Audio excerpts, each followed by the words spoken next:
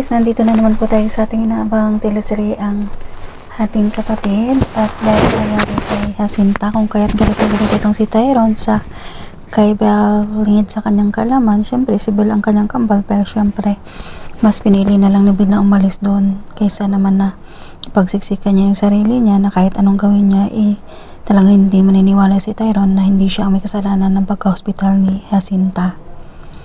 At pumunta itong si Belle doon sa mga kaibigan niya. Siyempre kinumport niya sila nito. At ayun na nga, naging emotional itong si Belle, pero nung huli naisip niya na wala naman talaga siyang kasalanan at kailangan niya ipagtanggol o ipaglaban yung karapatan niya na para sabihin sa kay Tyrone na talagang hindi siya ang may sala sa kung ano mang nangyari sa kay Jacinta. Kung kaya't bumalik ito dun sa ospital, nagulat si Tyrone sa pagbalik ni Belle. Galit na galit pa rin ito at talagang pinagtutulakan niyang umalis na itong si Belle bago pa niya ito masaktan. Samantala, ito namang si Chris pumunta dun sa Flower Cafe kung saan nabutan siya dun ni Roselle. At galit na galit itong si Roselle sa kanya at nampas-ampas ni Roselle itong si Chris at sinabihang matagal na palang tinatago ni Chris sa kanya ang kanyang anak, at kung di dahil sa kanya hindi nawali ang anak niya sa kay Roselle ng ilang taon.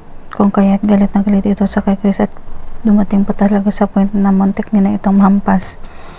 Pero sobrang nagsorry naman itong si Chris sa kabila ng mga ginawa, nagsisisi rin ito syempre, pero huli na ang lahat dahil galit na itong si Roselle. At doon nagtanong si Roselle kung saan si Belle at sinabi ng isang staff niya na bumalik daw ito doon sa hospital dahil pinalayas ito ni Tyrone, pero parang bumalik daw ito doon. At nung papuntahan sila doon, may tumawag sa kay Roselle na nandun sa hospital at sinabihang bilisan daw niya dahil parang nagtatalo daw yung dalawa at baka masaktan pa ni Tyrone itong si Belle at may miya konti. Nung akma lang sasaktan ni Tyrone itong si Belle, biglang dumating itong si Roselle at sinabi nito na huwag daw gawin o huwag niyang saktan si Belle dahil si Belle daw yung kanyang nawawalang kapatid.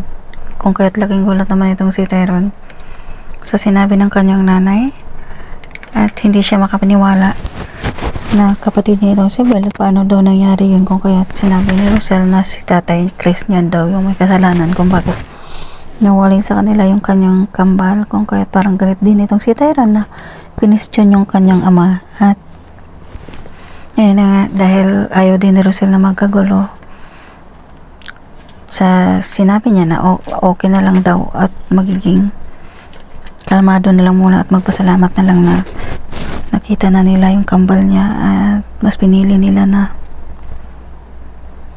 magiging masaya at mag-celebrate para sa pagbabalik ng kanyang kambal.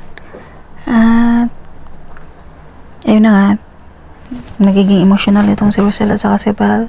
Niyakap niya yung kanyang nanay at nasabi niya sa nanay niya na matagal na niyang alam na anak siya ng nanay Roselle niya mamula pa nung pumasok siya doon sa Flower Cafe, pero mas pinili niya daw protektahan ang kanyang dad dahil ayaw niya makulong ito. Pero I'm sure hindi na talaga kakasuhan ni Roselle ang kanyang anak, ang tatay ng kanyang anak, dahil alam niyang masasaktan din itong si Belle. At ayun na guys, abangan na lang natin si Tali. Hindi niya alam na ng lahat ang katotohanan na anak ni Roselle itong si Belle. Kung kaya't nung pumunta itong si Belle doon, pinagtatarayan niya ito at pag nagmumura niya ito na wala daw itong lugar sa pamilya nila. Kung kaya't biglang nagulat ito nang lumapit si Roselle at sinabihan siya nito na bakit walang lugar, anak niya daw itong si Belle. Ayun na nga guys, thank you so much for watching. Please don't forget to like, subscribe, and press the bell button for you to notify on my next video. Thank you and bye!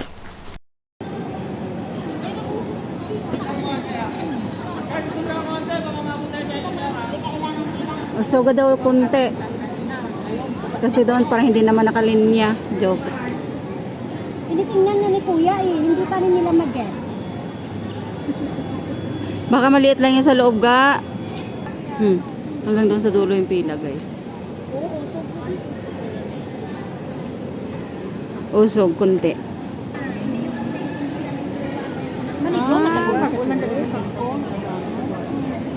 Ninga Yan dyan? siya ng ano, parang pa-L siya. Malapad ng